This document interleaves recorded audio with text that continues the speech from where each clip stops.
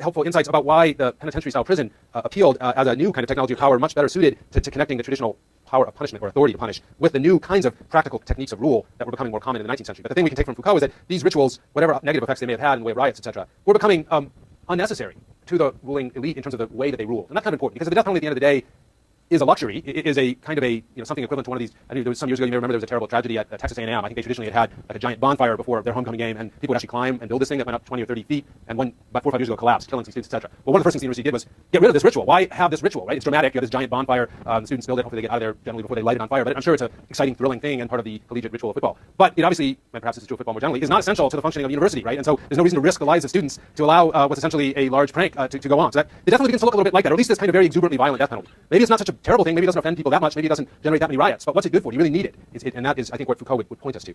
I wanted to offer two additional kind of supplement now with two additional frameworks. I've mentioned the work of Peter Sperenberg before, and he's been one of our recommended readings. And I'll make sure to add more of his material from Sperenberg to the reading site. Sperenberg is a historian who's drawn on the social theorist Norbert Elias, who died in 1990. Elias is famous for a book called The Civilizing Process. Some of you have encountered it. Hopefully some of you have read it. First published in 1939 and then republished and sort of rediscovered in the 1970s. Elias was a student of essentially manners. He was convinced that when you look across the long arc of European history from the Middle Ages to the modern era, what you see is that, and this isn't, of course, a surprise because it's part of our own story about ourselves, people are becoming more civilized. Well, what does that mean? They're becoming more finicky, basically, about things like manners. And it's a fascinating book. If you have some time this summer to read a really interesting piece of social theory, what he does is he looks at etiquette books written for aristocrats, basically. And what's amazing is that, the things that these aristocrats had to be told in the 14th century are the kind of things that any kid in the worst, poorest, more squalid neighborhood in modern society would know, like how to behave around other people going to the bathroom, how to take meat from a dish.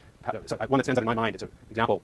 One of these books advises, up-and-coming princes and dukes, when you reach your hand into the meat dish for a piece of meat, don't feel around for the biggest one. Take the first one you come to. Now, they didn't have, even upper-class people didn't have tools to serve themselves food that commonly at the earliest stages of this process, and so touching food wasn't considered impolite, but reaching around and squeezing was. And the same was true of things like disposing. If you're gnawing on a nice chunk of meat and got to the gristle and bone, you just tossed it behind you, but not on the table, right? So they drew lines, but the point is that they were very different lines than we draw. And what Elias saw looking across this history is that over time, two things are happening. People are getting more finicky about things that essentially bring up the more animal side of their existence, whether it's how they eat meat, how they try to disguise the fact that they have to urinate and defecate, right? That's something that becomes a very big part of how we socialize ourselves, and about violent behavior, right? So in 1400, everybody is wandering around, at least every male is wandering around with big swords and long knives in their belts. That's just sort of, you're not dressed unless you have one in there. By the 18th century, that's considered pretty uncouth to be walking around sort of you might have a weapon, certainly if you have some role that requires one, but walking around with your weapon is become a bit of an embarrassment. But what Sperenberg does is relate this to this change in behavior around punishment. And what he notes is that in the same period of time that people are getting squeamish about eating meat, they like meat, but they no longer want to carve the entire roast beast at the table. They'd rather have a filet mignon brought out on a plate. They can handle perhaps executing people, but they don't want to see the person eviscerated. They want to know that they're being eliminated, but they don't want to see the details of it. That same kind of civility is happening. And the other process this goes along with is the rise of more powerful states or nations, right? So in a sense, you've got two processes going on. People are becoming more passive and docile and civilized, and more authority is being concentrated in the state. And these both are reflected in executions that are becoming both more state-controlled, more nationally dominated, and more passive and sort of polite, more civilized, in effect. Not unrelated is Max Weber's very important, very influential notion of rationalization, the notion that over time, especially in the move toward modern societies, you shift authority toward more and more formally rational forms of authority, certainly symbolized by bureaucracies that handle all kinds of decisions with formalized rules, procedures, information, formal records, totally different than the kind of archaic arbitrariness of the original executions. Point being that the death penalty during this period of time doesn't just disappear, as it does in part, it also becomes much more rationalized. It begins to look much more like a bureaucracy and much less like a kind of medieval carnival, which is certainly how it starts out. Okay, so I want to move us on to sort of the next wave, and I'm going to concentrate here on Europe, because Europe is the place that has gone the farthest from having the death penalty as we left it in 1900, and pretty much the United States and Europe, most of the satellite countries of Europe like Australia, etc., are in more or less the same place in 1900. Frankly, they're in very much the same place in around 1950. It's between 1950 and now that Europe and the United States diverge, and maybe not even until the 70s that we diverge in a big way. But before I begin to tell you about the European side of that divergence, and we'll talk about the American side next week, let me just stop for a moment and ask if you have any questions about the first abolition or some of the points I was making about our social theory toolkits, just before I kind of jump over this onto the next topic here.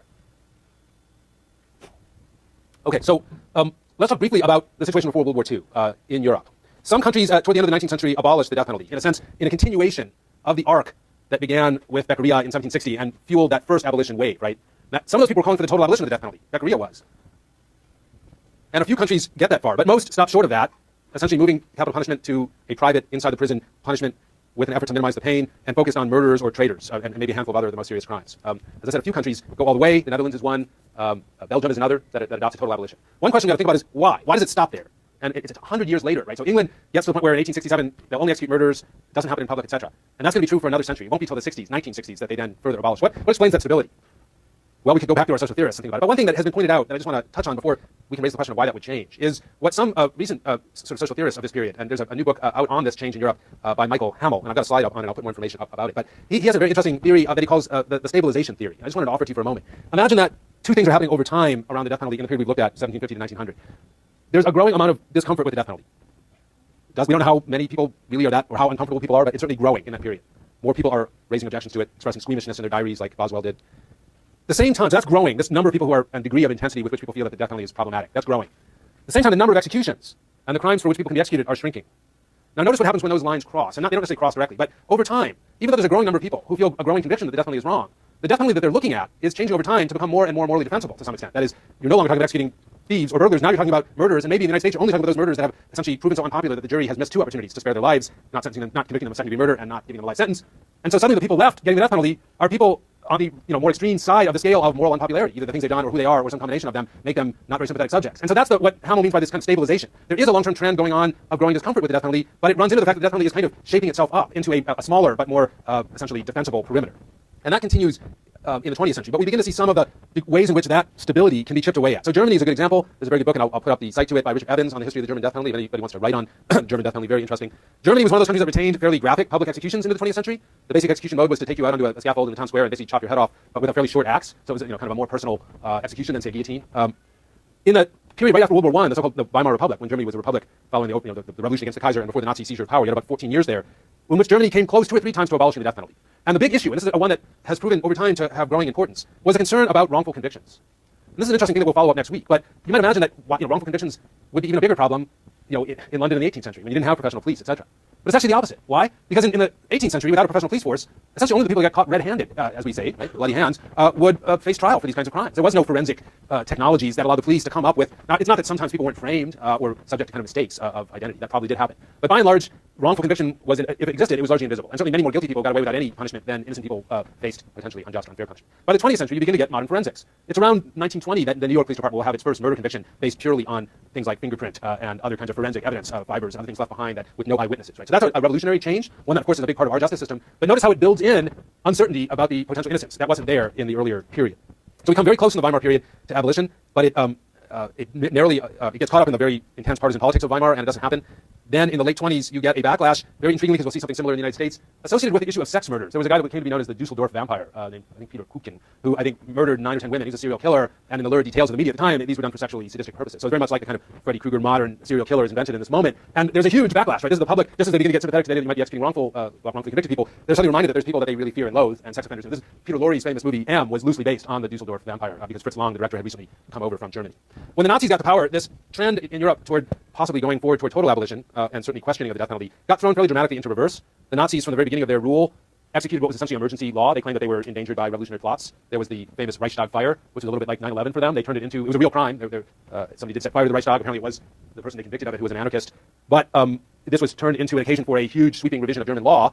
There was no death penalty for arson at this point in Germany. If nobody died, and nobody died in the Reichstag fire, they retroactively decided to impose the death penalty, and they executed this guy pretty early on. And it was an example of a new approach that the Nazis were taking that would mark out, I think, an important pathway that has remained part of the politics of punishment in into this century. And that is the idea that there is a kind of populist desire for punishment that the state should be part of and fuel, if need be. And it's tied up with this common identity between the leadership and the people, right? So for Goering and other top Nazis, the idea of law as somehow independent from the political leader is a bourgeois, democratic, liberal fallacy. Fascism sees a complete identity between the two.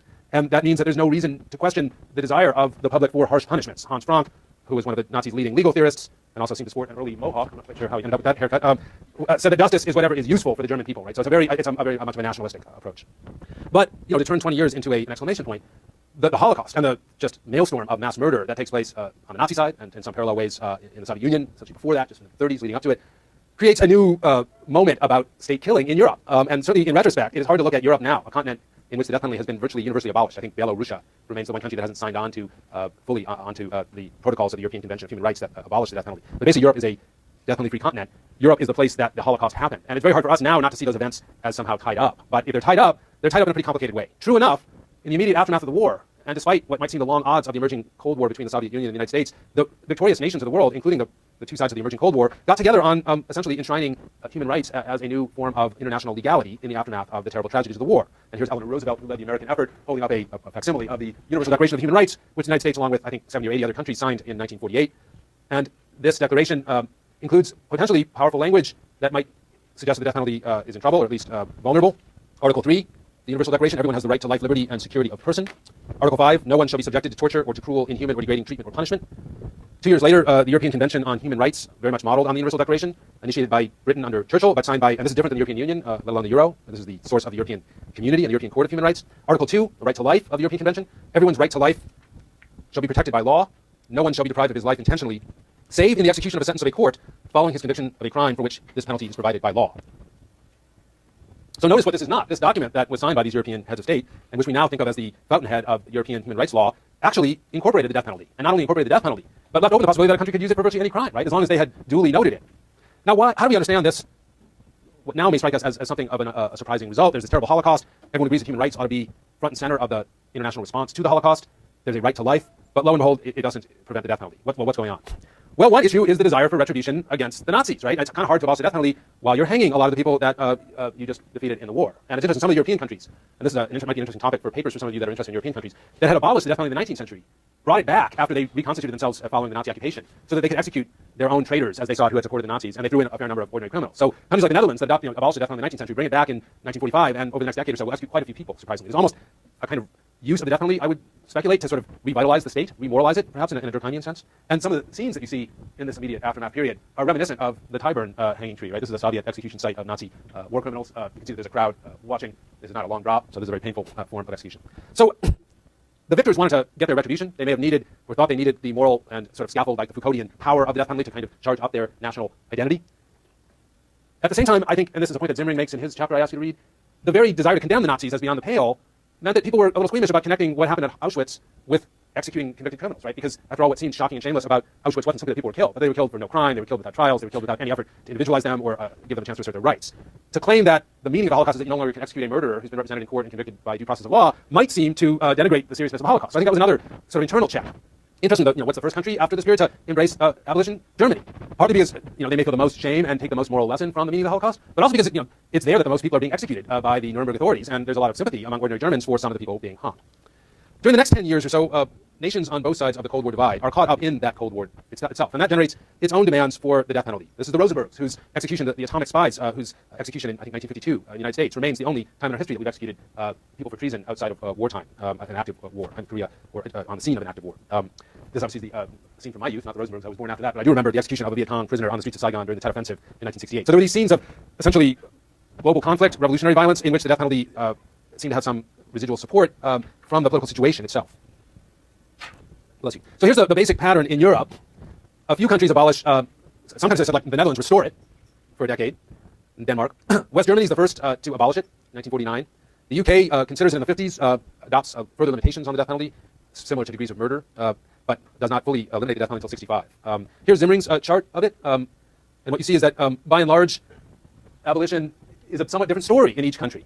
But if there's a common theme here, it's arguably political shifts toward essentially post-authoritarian governments. So certainly in Italy, after the fall of Mussolini, Germany, after the fall of the Nazis, you get an abolition. In Portugal and Spain, which were two of the last dictatorships, it's another thing that sometimes I find shocking to remember, that the first time I visited Europe, in the late 70s, there were still dictatorships in Europe. So it was that late that dictatorial governments were removed from the southern sphere of Europe, and that led to an abolition there. In other countries, it was the result of usually left-of-center parties coming to power. France, which was the last major country in Europe to eliminate the death penalty in 1981, it was the election of François Mitterrand. And in some ways, that was almost a revolutionary shift, because you had not had a socialist government in France since before World War II. Still, it's a national story by and large, and it's difficult to draw any singular conclusions. And indeed, part of the point that Zimring makes is that it's only after these national abolitions that you get the formation of a kind of European sensibility about the death penalty that takes the shape of a human rights approach. This is the book I was mentioning, not Michael Hamel. Pardon me, Andrew. That's Andrew Hamel, a terrific new book called Ending the Death Penalty, the European Experience in Global Perspective. And here's his summary of his findings after closely looking at three countries, England, France, and Germany, as they take this transition to abolition. What he finds is that those countries that abolish are those that have a relatively centralized state and uniform penal code, public intellectuals who can shape national debate, strong expert influence on criminal law legislation and policymaking, proportional or multi-party parliamentary systems, civil law legal orders with bureaucratic professionalization of the jury.